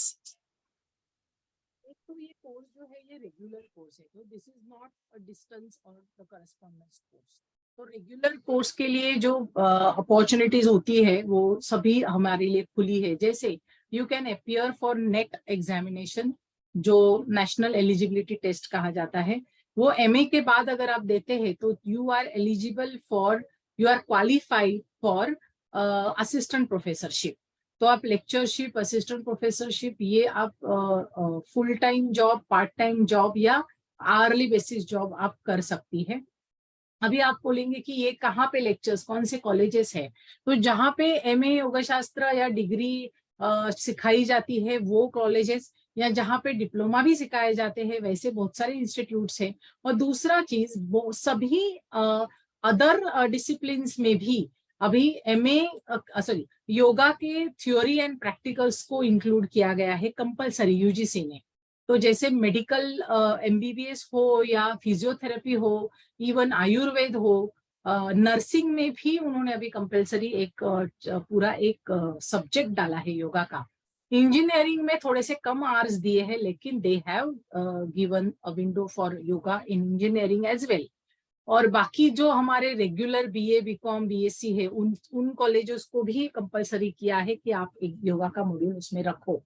तो value added education के नाम से उनमें भी, उनके कॉलेजेस में भी इंट्रोड्यूस किया है, वहां पे भी आप लेक्चरशिप के लिए अप्लाई कर सकती है, वन थिंग। दूसरी चीज, आपका एक बार मास्टर्स हो गया, नेट हो गया, तो आप पीएचडी के लिए अप्लाई कर सकती है। Once you are PhD after that, और यू आर पीएचडी स्कॉलर, आपका पढ़ भी रहे हैं पीएचडी, तो भी आप एज अ वाइस प्रिंसिपल या प्रिंसिपल पोस्ट के लिए आप एप्लीकेबल हो जाते हैं। And it is not only for the yoga colleges, बाकी भी कॉलेजेस या स्कूल्स में प्रिंसिपलशिप के लिए भी आपको इसके बाद अपॉर्चुनिटी इन पीएचडी के बाद मिल सकती है। पीएचडी करने के लिए भी आप एलिजिबल हो जाते हैं आफ्टर एमए। पीएचडी में भी आपको, आप अगर रिसर्च एसोसिएट, रिसर्च असिस्टेंट करके बहुत सारे यूनिवर्सिटीज में या इंस्टीट्यूट्स में, आजकल इंस्टीट्यूट्स में मल्टी डिसिप्लिनरी रिसर्च चलते हैं, वहां पे as a research assistant, research associate आप जॉब कर सकते हैं। मैं मेरा एग्जांपल दूंगी, I was working with IIT Bombay जो पवई में है, रिसर्च एसोसिएट करके मैं 3 साल वहां पे मैंने काम किया है। वहां पे उन्होंने पॉजिटिव साइकोलॉजी एंड योगा, ये इंटरडिसिप्लिनरी टॉपिक पे वो लोग रिसर्च कर रहे थे फ्रॉम आईसीएसएसआर, जो सोशल साइंस का जो काउंसिल है इंडियन गवर्नमेंट का, उसके थ्रू फंडेड रिसर्च मिलते हैं। तो वहां पे आपको अच्छा पेइंग सैलरी भी मिल जाता है और आपको फंड्स भी मिलते हैं फॉर योर रिसर्च। तो ये थोड़े से हायर लेवल के अपॉर्चुनिटीज भी आपको मिल जाते हैं। You can write your own book as well. आपको ऑथर बनने का जो एलिजिबिलिटी परमिशन है इस फील्ड में, वो वैसे मार्केट में ऐसे ही कोई उठ के ऑथर बनने वाले भी लोग हैं, ऐसा नहीं कि नहीं है, लेकिन उसका ऑथेंटिसिटी उतना नहीं है। लेकिन अगर आप मास्टर्स और पीएचडी करके या करते वक्त if you right any module या मैन्युअल या बुक, तो उसको एज अ टेक्स्ट बुक कर करके भी गवर्नमेंट बहुत सारे डिसिप्लिन में इंट्रोड्यूस करा सकती है। ये सब अपॉर्चुनिटीज है आपको। And otherwise you can start your own studio, you will become yoga therapist. तो आप एज किसी भी हॉस्पिटल्स में, अभी अभी सभी हॉस्पिटल्स में कॉम्प्लीमेंट्री थेरेपी के लिए आयुष मिनिस्ट्री ने कंपलसरी किया है कि हर एक हॉस्पिटल में एक सेल, जिसमें योगा का सेल होना चाहिए, जिसमें yogic counselling and yogic complementary therapies देना कंपलसरी है। वहां पे as a head of that cell you can join, और as a therapist you can join. You can start your own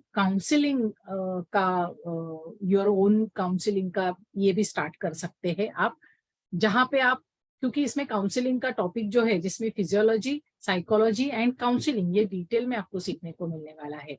so what are the qualities required for counselling. तो counselling के लिए आप patients या clients ले सकते हैं जिनको आप चार्ज कर सकते हैं। तो ऑफिशियली आप काउंसलर का काम भी कर सकते हैं। अभी बहुत सारे स्कूल्स में, कॉलेजेस में भी काउंसलर्स के पोस्ट कंपलसरी किए हैं, वहां पे also you can apply as a counsellor. बहुत सभी कॉर्पोरेट्स में भी अभी काउंसलर को कंपलसरी ये पोस्ट निकालने को कहा है, सभी कॉर्पोरेट्स में, कॉर्पोरेट सेक्टर्स में, वहां पे भी यू हैव अपॉर्चुनिटीज, ओपनिंग्स। ये सारे ओपनिंग्स है नैना।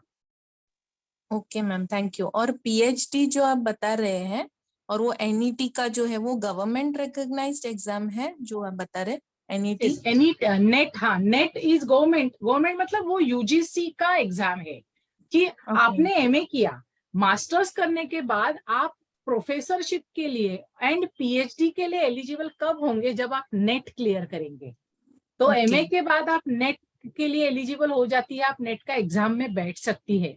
नेट का Okay. Exam every year 2 exam होते हैं 6-6 महीने बाद, और Okay. उसका प्रिपरेशन भी एक तो एमए करते वक्त भी हो जाएगा, जैसे ही आपका सेकेंड सेमेस्टर कंप्लीट होता है, थर्ड सेमेस्टर से ही आपका नेट का प्रिपरेशन के लिए गाइडेंस, वो फ्री असिस्टेंस हम देते हैं। बट अदरवाइज उसका कोचिंग का अलग से कोर्स भी हम कराते हैं, जो कोई अब थर्ड या फोर्थ सेमेस्टर के बाद वो कोर्स ज्वाइन करके आप नेट का प्रिपरेशन अपने आप भी कर सकते हैं। ऐसा जरूरी नहीं कि क्लास लगाने की जरूरत है, लेकिन क्लास Okay. लगाते हैं तो अच्छे से हो जाता है आपका। लेकिन वो Okay. कंपलसरी है फॉर पीएचडी, अभी यूजीसी ने कंपलसरी किया है। यस। ओके। और ये जो और जैसे ही नेट, आप, हाँ बोलिए बोलिए। हाँ, नेट का जो स्कोर है, like what ever is the score, वो मतलब that will be valid through out, right? तो यस, वंस नेट एक ही बार आपको लाइफ टाइम है। जैसे अपने वाईसीबी के कोर्सेज कैसे रहते हैं कि वो वैलिडिटी के साथ आते, एक्सपायरी डेट वैलिडिटी के के साथ साथ आते हैं। हाँ, करेक्ट, आपको तो 1 महीने 1 साल बाद या 3 साल बाद उसको रिव्यू फिर करना, से देंगे। रिन्यू करना पड़ता है। लेकिन yes. NET is once for all, और नेट के लिए आपको कोई कंडीशन नहीं है कि आप 60 ईयर प्लस के भी लोग नेट एग्जाम दे सकते हैं और ओके। पीएचडी के लिए अप्लाई कर सकते हैं। हाँ, ओके। और आपको कितने भी बार आप नेट दे सकती है अगर एक अटेम्प्ट में, क्योंकि उसमें पास फेल नहीं होता, उसमें मेरिट होता है। जो अच्छा। टॉप मेरिट के लोग हैं वो जो जैसे और उसका मेरिट का मैं आपको परसेंटेज बताती हूँ, कुछ तो 0.6% मेरिट निकलता है। ओह, तो ओके। अगर हाँ, तो इट इज वेरी लेस। तो आपको पढ़ाई, और ओपन कैटेगरी का मैं बता रही हूँ ऑब्वियसली, बाकी ओके। जो रिजर्वेशन में जो लोग हैं उनको नीचे शायद कम कम मार्क्स के लिए हो जाता है, लेकिन ओपन के लिए 0.6% वाले ही ऊपर के जो लोग हैं वो मेरिट में होते हैं, वही क्वालिफाई होते हैं। There is nothing like pass and fail, okay. Qualify हो जाते हैं वो। तो सो वो दैट थोड़ा इज सा लाइक कैट टफ है। एग्जाम क्या? वो कैट वगैरह जो होता है एग्जैक्टली, कैट 99.9% का होता ये? है या नीट हाँ। होता है या सीईटी होता है, वैसा एग्जाम है ये। ओके। ओके, लेकिन ये गॉट इट। National eligibility. तो इसके बाद ओके। क्या है, फ्रॉम इंडिया में कोई भी यूनिवर्सिटी में आप लेक्चरशिप के लिए एलिजिबल है, not okay. Only in Maharashtra और Mumbai.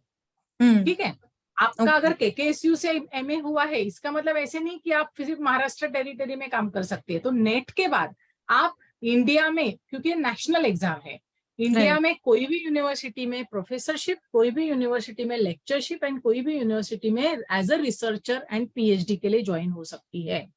Okay. Okay, that's great. और उनको प्रेफरेंस है, नेट वालों को प्रेफरेंस है, पहले एडमिशन दिया जाता है, बाकी सबका फिर स्क्रूटिनी और अलग अलग उनके एग्जाम्स वगैरह होते रहते हैं। ओके। नेट वालों के लिए preference. Okay, got it. Thank you. Yeah, ma'am, I want to ask, hello. हाँ बोलिए Yeah, बोलिए। yeah, I want to ask that Nagpur, I have to come in any. अच्छा, मतलब आपको नागपुर आने की जरूरत नहीं है, क्योंकि No, Nagpur is the university, लेकिन right. College Okay. कहाँ पे है, तो ठाणे में है, वो Okay. अपना पुणे में है, गोवा में है। अच्छा, पुणे में तो भी है। आपको पुणे में भी Okay. है, तो आपको पुणे में जो अपना सेंटर है वहां पे आपको आके एग्जाम देना पड़ेगा, या कभी कुछ फंक्शन रहेगा या कभी कुछ ओरिएंटेशन अलग से फिजिकल हमें चाहिए तो आना, आपको वहां पे आना Okay. पड़ेगा। Only for exams, right? Only for exam compulsory, बाकी इवेंट के लिए कंपल्शन नहीं है। अगर आएंगे तो बेटर होगा, but otherwise Yeah, it's not compulsory. Okay. Okay. Okay. And what about asana classes? हाँ, आसना क्लासेस मैंने थोड़ा टाइम पहले बताया था, आसना क्लासेस भी हम प्रैक्टिकली लेते हैं। और अभी हमारे टीचर्स और टेक्नोलॉजी इतना यूज टू हो गए हैं कि अच्छे से पर्सनल अटेंशन के साथ हम आसन के क्लासेस लेते हैं। अच्छा सा आपको पर्सनली, आपका सिर्फ कंडीशन क्या होगा, आप वीडियो ऑन रखेंगे तो हम समझ Yes. पाएंगे कि आप क्या कर रहे हैं। Okay. और And पहले तो चलो first semester will be very easy आसन वगैरह, लेकिन धीरे धीरे जैसे डिफिकल्टी लेवल बढ़ते जाएगा तो आपको वीडियो ऑन करके आप पर्सनल आपके जो प्रॉब्लम्स है वो अगर आप टीचर को पहले ही बताएंगे तो उस तरह से आपके ऊपर ध्यान रखा जाएगा। लेकिन लेते हैं अच्छे से practically okay. Online. I just wanted to ask, how many students are in this current batch? 40 का ही हमको ये मिलता है, 40 ही स्टूडेंट होते हैं हर बैच में। Okay, okay, max to 40. 40 Oh, हाँ, मैक्सिमम 40। लेकिन हमारे जैसे मैंने कहा कि 3 लोकेशन है, तो उस हिसाब से 40 80 तक स्टूडेंट जाते हैं, 80 और उससे ज्यादा 100 तक जाते हैं student. okay, but for asana classes means every center is a separate classes, right? Or eight. Every नहीं, कैसा होता है, मतलब आज तक का मेरा एक एक्सपीरियंस है, मैं बता रही हूँ कि लोग आसन क्लास के लिए जितने भी अटेंड करते हैं ना, आजकल ये जूम के देखो जितने एडवांटेज है उतने डिसएडवांटेज भी है। लोग बहुत सारे लोग हैं वीडियो ऑन नहीं करते, तो वीडियो ऑन करने वाले लोग कितने हैं, सपोज सिर्फ 30 35 या 40 है, तो उनके पास ध्यान रखना प्रैक्टिकली इजी हो जाता है। हाँ, तो वो भी हमने देखा है कि लोग बहुत बिजी है, तो थोड़ा सा प्रैक्टिकल की तरफ कम ध्यान देने वाले, लेकिन करते हैं मैनेज, वैसे तो हो जाता है, एक ही बैच में हो जाता है। जहां पे हमें लगेगा कि मुझे बैच वाइज लेना है कुछ एक्सप्लेनेशन, वहां पे हम बैच वाइज लेते हैं कि चलो गोवा के स्टूडेंट के लिए अलग से ओरिएंटेशन, अलग से प्रैक्टिकल का ये, या ऐसे पुणे के लिए अलग से, वैसा भी करते हैं हम, और फिजिकली भी बुलाते हैं सेंटर पे अगर आप आना चाहे तो। Okay, thank you. And this is your third batch, right? This is for, yes, for Yogarthi it is third batch. Okay. Yeah. Thank you so But much. I am in this field from last 7 years I am conducting. तो मेरा खुद का अनुभव जो है 8th या 9th batch का है। You just mentioned that you have done PhD from IIT in interdisciplinary, right? I done PhD from Mumbai University. I was working there as a research associate in IIT Bombay. So how you went there, because you are from yoga field? So how you went there? Humanities department, actually, right? Actually, that is from जो psychology department है ना IIT का, हाँ. तो वहां से अभी ये थोड़ा सा फॉर्चुनेट है मेरे लिए मैं भी थोड़ी सी इसमें हूँ कि एग्जैक्टली मेरा कब पता नहीं, तो उन्होंने दे डायरेक्टली कॉल्ड मी कि ऐसे ऐसे we are the first time we are IIT is coming up with yoga का कुछ तो रिसर्च। अच्छा, तो उनको शायद रेफरेंस मिला होगा, लेकिन रेफरेंस मिलने के बाद भी उन्होंने मेरा प्रॉपर वो उनका इंटरव्यू का पूरा वो सेक्शन बैठा था, इंटरव्यू एंड सबके बाद ही मेरा सिलेक्शन हुआ।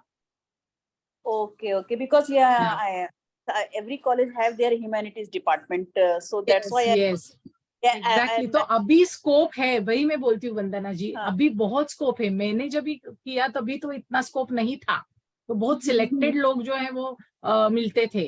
तो इसके लिए तो मैंने कहा कि IIT बॉम्बे से डायरेक्टली मुझे कॉल आया कि आप ज्वाइन हो जाओ, एंड मैं भी हैरान थी कि मुझे तो जॉब नहीं करना है, I am not decided to do work in the field of research. तो उन्होंने कहा कि नहीं, आप एक बार आके तो जाओ, मिलके तो जाओ। तो मैं, और बॉम्बे IIT बॉम्बे से बुलाए तो थोड़ा सा प्रेस्टिजियस भी होता है। मेरे बच्चे भी बोलने लगे कि नहीं नहीं मम्मा तू जा, देख के तो आ, IIT बॉम्बे में बुला रहे हैं। हाँ, मैं नेट क्वालिफाई है, सो PhD का चल रहा है, बट मुझे ना IIT मुंबई में से चाहिए था। तो ह्यूमैनिटीज डिपार्टमेंट मैंने सुना था, बट उसमें कुछ समझ में नहीं आया, तो वही मैंने कहा कि आपसे फिर मैं बात करती हूँ। हाँ चलेगा, मैं पर्सनली बताऊंगी आपको। Okay, thank you so much, thank you. तो ये 2 साल का है, तो इसमें 4 सेमेस्टर, राइट? एक्चुअली मैं मिस हो गया। Okay, thank you so much. आपका शायद इनिशियली मिस हो गया, 4 सेमेस्टर रहेंगे ना। मैं ना A नहीं लगा रही थी, डबल A है ना, वो A ही कर रही थी बार बार। हाँ, वही वो योगार्थी, वो मिस्टेक हो जाती है स्टार्टिंग में, लेकिन बाद में फिर जा नहीं रहा, तो मैंने कहा छोड़ो जाने, तो शायद कुछ तो प्रॉब्लम है, तो फिर बाद में राइट देन वो स्पेलिंग जो है ना AA है ना, तो वो थोड़ा सा ध्यान में। अच्छा, मतलब जैसे in case by chance, means just asking that if I miss one semester exam or for some any reason, I don't want to that, so I can get another chance, right? Yes. For next batch I can give exam. 5 years तक आप continue कर सकते हो, और 5 years you continue, you can. Okay, just like Mumbai University, right? हाँ, just like Mumbai University, correct, perfect. Okay, and fees is 25,000. 25,000, yes. Okay, thank you so much, yeah.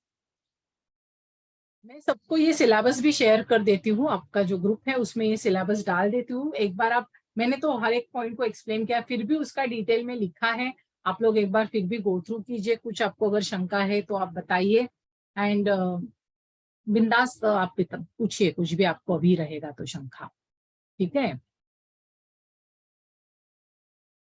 Okay, मेरे ख्याल से मुझे पूछना यस है, yes Rupa, all subjects you will take, you will teach, or there are different faculty? There are teachers, और वो भी कैसे, पेपर 1 में 3 मॉड्यूल है तो उसके लिए भी 3-4 टीचर्स है. So there are different teachers for, क्योंकि डेप्थ बहुत है ना उसमें. Okay. ऐसा लगता है कि बाबा एक पेपर 1 एक बंदा सिखा, वैसा नहीं हो पाएगा. So अलग-अलग yours is a teacher. Yogarthi private this, and you are affiliated with Kavi Guru Yes, we Kalidas are University. affiliated with KKSU. Correct. And in case we miss the exam, like Vandana said, so we have to pay extra for the next year in case I miss the exam फी जो है ना, वो हाँ. हर एक जैसे एक paper आपका miss हो गया तो हर एक पेपर का 300 जो repeat as a repeat exam या आपको Okay, फिर से for, देना for है. paper we have to pay extra. और paper wise. One more question. Degree will be then that KKSU, from degrees from KKSU का, KKSU. यस, कॉन्वोकेशन आपका, marksheet सब कुछ आपका KKSU की तरफ से आएगा. अच्छा, देखो अच्छा. जैसे हमारा ग्रेजुएशन होता है, हमने कौन से कॉलेज से किया वो इम्पोर्टेंट नहीं है, मुंबई यूनिवर्सिटी का हमें डिग्री मिलता है. Okay. वैसे ही है. तो वी आर कॉलेज, हमारा रिस्पॉन्सिबिलिटी है कि सिखाना आपको, वो एंफ्रा देना आपको, एग्जाम कंडक्ट करना, और बाकी वो पैटर्न डिजाइन वो सब यूनिवर्सिटी ने दिया हुआ है. हमारे टीचर्स जो है वो भी यूनिवर्सिटी से अप्रूव किए हुए सभी टीचर्स है. और ये कॉलेज जो आप बहुत- आपका किस प्लेस पे है आपका कॉलेज युगार्थी? हमारा ठाणे में है, पुणे में है, और गोवा में जो है वो सिर्फ एग्जाम सेंटर के लिए हमने गोवा में अटैच्ड किया है. But Okay, otherwise we have place in Thane and Pune. Okay, Pune में कहाँ पे है? आप पुणे से है क्या वंदना जी? मैं हूँ एक्चुअली मुंबई से, but for 1 year maybe I will live here, so that's why I'm asking. Because तो my अगर son आप is ऐसा भी करें, अच्छा अगर आप ऐसा भी करें कि आपने सपोज 2 साल आपने ठाणे में किए, 1 साल, फिर नेक्स्ट ईयर के लिए अगर आपको ट्रांसफर चाहिए ना सेंटर में, तो वो भी मिल जाता है. हाँ. पुणे में अपना आपको वो आकुर्डी चिंचवड़ वो एरिया पता है, वहां पे है, थोड़ा सेंटर में है. मैं ज्यादा नहीं जानती हूँ, मुंबई ही रहती थी, मुंबई अच्छा. ही. But okay. तो ट्रांसफर अगर आपको नेक्स्ट ईयर चाहिए अगर, तो आपको मिल सकता है ट्रांसफर करके. ओके. या, thank you so much. Thank ये ट्रांसफर के कुछ चार्जेस नहीं है, एक्स्ट्रा चार्जेस ट्रांसफर के कुछ नहीं होते हैं. या ओके, यस वनीता. हाँ सॉरी, ये रिकग्नाइज्ड है नागपुर यूनिवर्सिटी का, करेक्ट? मतलब आपका ये क्या अफिलिएट कॉलेज, आई मीन ये क्या है? This is like part of the university only, आपका इंस्टीट्यूट है, उसको हमने एफिलिएशन लिया है कभी KKSU यूनिवर्सिटी से कि ये कोर्स चलाने का उन्होंने हमें परमिशन दिया है. उसका सर्टिफिकेट होता है, उसका एग्रीमेंट होता है हमारा उनके साथ. उनको एक पर्टिकुलर अमाउंट हमें पे करना पड़ता है, वो सब उनको सब हमारा कॉलेज का स्पेस दिखाना पड़ता है, वो सब होते हैं चीज. हमारे बोर्ड पे कौन कौन टीचर्स है, वो सब अप्रूव होने के बाद ही वो एफिलिएशन मिल जाता है. ओके. और जो थाने में आप बोल रहे हैं, वहाँ पे आप वैसे दूसरा मतलब योगा क्लासेस वगैरह आप कंडक्ट करते हो क्या? कोर्सेज कंडक्ट करते हैं. क्लासेस में मैं नहीं हूँ, कोर्सेज कंडक्ट करते हैं. जैसे डिप्लोमा कोर्स है, या फिर हम अभी इंडियन साइकोलॉजी में भी हमारा एक कोर्स नया आ रहा है, उसमें है. थेरेपी कोर्सेज हमारे आ रहे हैं, और हम कीर्तन शास्त्र में भी थोड़ा सा हम उसमें भी आ रहे जो स्टडीज मतलब योगार्थी स्कूल का कोर्सेस. हाँ, इंडिक स्टडीज है ना, तो अदर देन योगा भी हमें चाहिए था, इसके लिए मैंने वो योगा स्कूल नहीं रखा, उसको इंडिक स्टडीज किया है. तो वो बाकी के भी चीजें कि ज्योतिष शास्त्र के साथ भी हम थोड़ा सा आगे कुछ साल में आएंगे. नहीं हो ना, प्रैक्टिकल्स वगैरह सेशन क्लासेस ऐसे नहीं है ना? हाँ, मतलब मैं क्लासेस नहीं है, रेगुलर क्लासेस मैं पूछ रही थी. नहीं, रेगुलर क्लासेस नहीं है. लेकिन मैं जैसे देखो, अभी मैं कितने साल से ले, तो मेरे बहुत सारे स्टूडेंट हैं जो रेगुलर क्लासेस चलाते हैं, तो मैं उनको रिकमेंड कर, मतलब उनके पास में भेज देती हूँ अगर कोई चाहिए किसी को क्लासेस, तो आए समझ में. तो उसका पूरा सिस्टम मेरे पास मैंने नहीं रेडी रखा है, क्योंकि एकेडमिक्स में मैं हूँ ना ज्यादा, एकेडमिक्स एंड रिसर्च में मेरा ज्यादा ये है, हमारा काम है. इसके लिए रेगुलर प्रैक्टिस में अगर जाएंगे तो हमारी बहुत सारी एनर्जी उधर जाएगी. इसके लिए मैंने वो नहीं किया है. नहीं. नमस्ते, I just want to ask कि एवरी डे कितना टाइम कोर्स में जाएगा? Saturday Sunday. हाँ, पर्सनली मैंने बताया था कुछ टाइम पहले कि अगर आप एवरीडे 1 hour देते हैं पढ़ाई के लिए, तो नथिंग लाइक दैट. एटलीस्ट आप अदर देन सैटरडे संडे आप 2 दिन तो एक एक 1.5 घंटा अगर आप पढ़ेंगे तो भी आपका बिल्कुल नहीं प्रॉब्लम नहीं, आप अच्छा डिस्टिंक्शन के साथ मार्क्स निकाल सकते हैं। नहीं, बट ये क्लासेस कब हैं और कितने घंटे? सैटरडे संडे है क्लासेस, अपने सैटरडे संडे है निशु जी। कितने बजे से कितने बजे तक? हाँ, सुबह 7 बजे से 12 बजे तक या 12:30 बजे तक।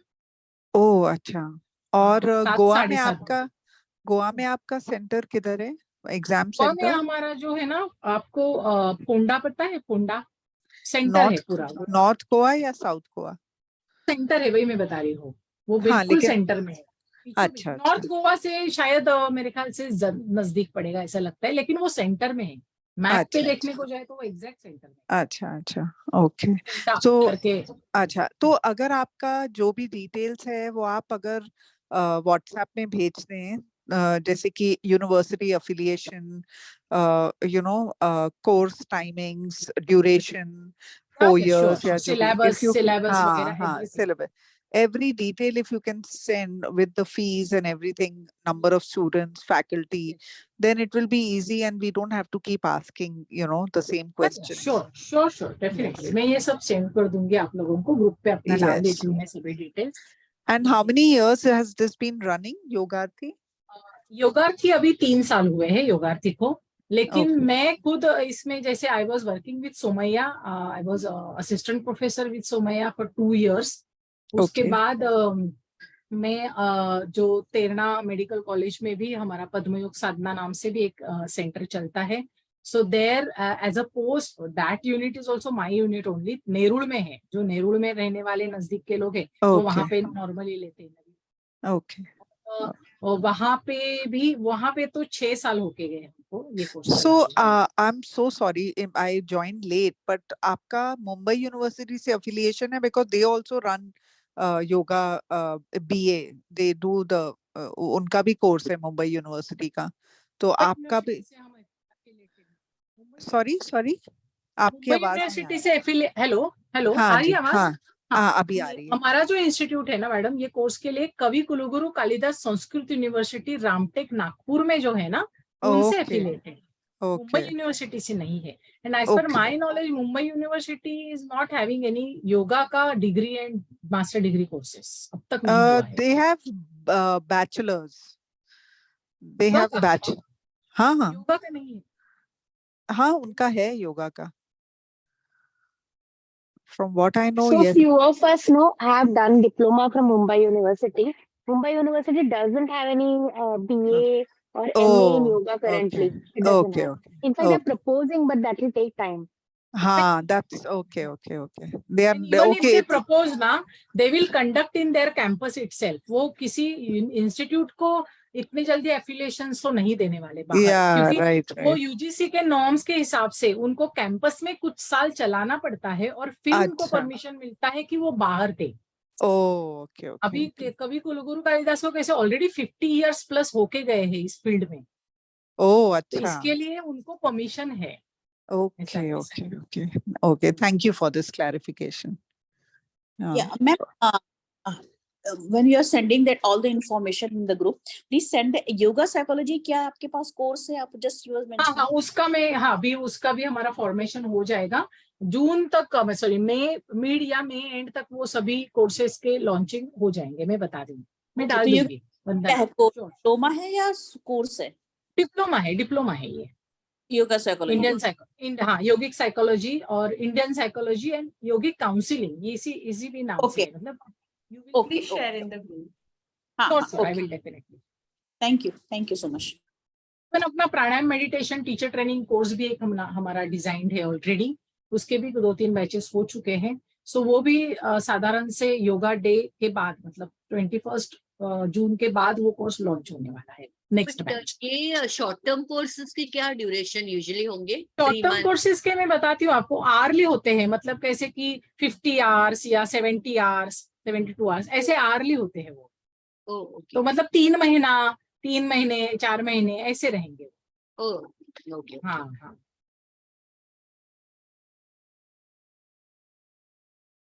और अपना योगा सेतु नाम का एक कोर्स है, जो लोग आप, मेरे ख्याल से आप लोग सभी जन कुछ ना कुछ डिप्लोमा, मेरे ख्याल से है ना सुदर्शना, ये सब ने कुछ ना कुछ डिप्लोमा किए हुए हैं, तो इनको जरूरत नहीं है। लेकिन अगर आप किसी और को रेकमेंड करना चाहते हैं जिनका अगर कोई भी योगा में कोर्स नहीं हुआ है, तो एक मिनिमम कंपल्शन है इसके लिए, we have one yoga Setu course, it's a bridge course. वो 21 आवर्स का कोर्स है और वो पूरा रिकॉर्डेड लेक्चर सीरीज है। वो भी अगर करे तो उस आप एलिजिबल एमए के लिए हो सकते हैं। तो कोई और कोई है तो उनको डिप्लोमा भी वो कर सकते हैं, टीचर का अपना डिप्लोमा भी जून से हो रहा है स्टार्ट, और अदरवाइज योगा सेतु भी कर सकते हैं। One more question. Means, is there any attendance criteria for 60% or 50%? Attendance criteria 60% है एज पर यूनिवर्सिटी नॉर्म्स। सिर्फ एमए योगा के लिए थोड़ा सा रिलैक्सेशन दिया है उन्होंने, क्योंकि अपना एक अंदर जो स्टूडेंट्स है उनके अदर कमिटमेंट्स, क्योंकि डिग्री करने वाले स्टूडेंट थोड़े से कैसे होते हैं, सिर्फ स्टूडेंट होते हैं, हम लोग कैसे बाकी प्रोफेशनल्स है, बाकी करने वाले हैं, तो रिलैक्सेशन है। सिर्फ कंडीशन ऐसा होता है कि रिकॉर्डेड लेक्चर आपको दिए जाए तो वो एटलीस्ट आप सुनो। तो ऑब्वियसली 40% तक तो अटेंडेंस, फिजिकल अटेंडेंस कंपलसरी है, 40% minimum. Physical means online, right? Online, online, physical मतलब online. Okay. Thank you so much. Thank you. Priyana, chat पे किसी ने पूछा है कि if you can tell share names of क्या? फैकल्टी, ऐसे अरे, सब। सॉरी मैंने ये देखे ही नहीं, यहाँ पे है बहुत सारे क्वेश्चन शायद। वीडियो, अच्छा तो सो फैकल्टी के लिए नीपा ने पूछा मैम, सो आई हाँ। टोल्ड हर दैट आपको योगार्थी का जो अपना सेशंस है ना वो अटेंड करो, तो that picture will give you an idea कि कैसे फैकल्टी फैकल्टीज आपको क्या है। योगार्थी का अपना एक चैनल है इसका, तो वो चैनल का मैं सब्सक्रिप्शन भेज देती हूँ, तो आपको उसमें योगार्थी के सभी पहले के रिकॉर्डेड सभी लेक्चर्स भी मिल जाएंगे, तो आपको समझ में आएगा कि फैकल्टीज के क्या लेवल्स है अपने यहाँ पे।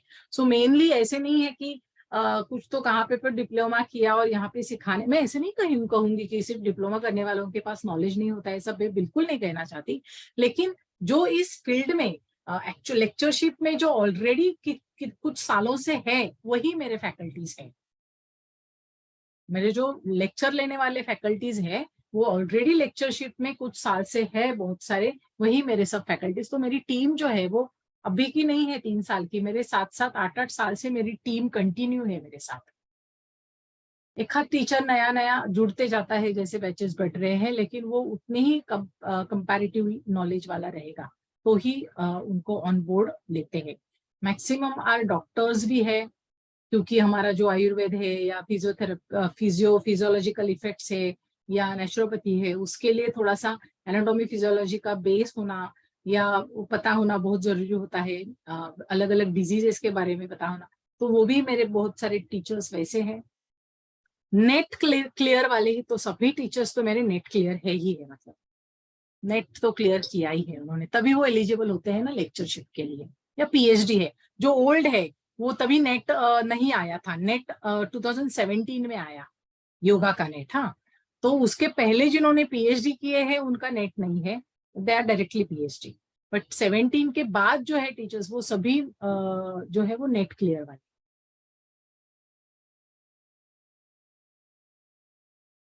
Okay. One question. Exam will be MCQ or नहीं, रिटर्न एग्जाम रहेगा प्रॉपर 60 मार्क्स का। आपको डिस्क्रिप्टिव, इसके लिए मैंने कहा डे 1 से आप लोग ना लिखने का, जब भी लेक्चर चलता है लिखते जाओ, जो भी आपके कान पे आ रहे आपकी भाषा में, हिंदी मराठी इंग्लिश, आपको जो लगता है उसमें लिखते जाओ। लिखने का, क्योंकि बाद में सब आता है, सब समझ रहा है, लेकिन लिखने के लिए हमारा हाथ जो है ना वो गिव अप कर देता है, हमारे फिंगर्स गिव अप कर देते हैं, लिख नहीं पाते। इसके लिए हमें लिखने का आदत अभी से रखना पड़ेगा। यस, ठाणे स्टेशन के नजदीक है मेरा जो अपना जो ठाणे का सेंटर है, वो ठाणे स्टेशन पे, मतलब just 2 minutes 1 minute walkable from Thane station. 16 के बाद हमारा एक्चुअल फॉर्म फिलिंग चालू हो जाएगा, तो आपको एक बार एडमिशन के टाइम पे एक बार you have to physically come to the centre and submit your documents. हाँ, फैकल्टीज के जैसे मैंने कहा कि मेरे हाँ नेम्स अगर आपको चाहिए तो मैं बताती हूँ। मैं खुद सुषमा काळे उसके बाद डॉक्टर विकास गोखले सर है, डॉक्टर श्रीराम आगाशे सर है, डॉक्टर संजय लेले, डॉक्टर नीलिमा नलावड़े, उसके बाद भाग्यश्री मैडम करके एक है हमारी, और भी है डॉक्टर नहीं, गीता कुडालकर मैडम है, she is specifically for practicals, Rohit Pillai is for practicals, अपना Devang Shah is for practical and theory both. Rohit Pillai is again for yes. Shilpa Joshi madam, she is very experienced from 20 years. She is into the lectures of yoga, philosophy and scriptures. So she is there. Or yeah, the faculties है अपने. संजय लेले sir, yes. और उसके बाद और क्या पूछा है?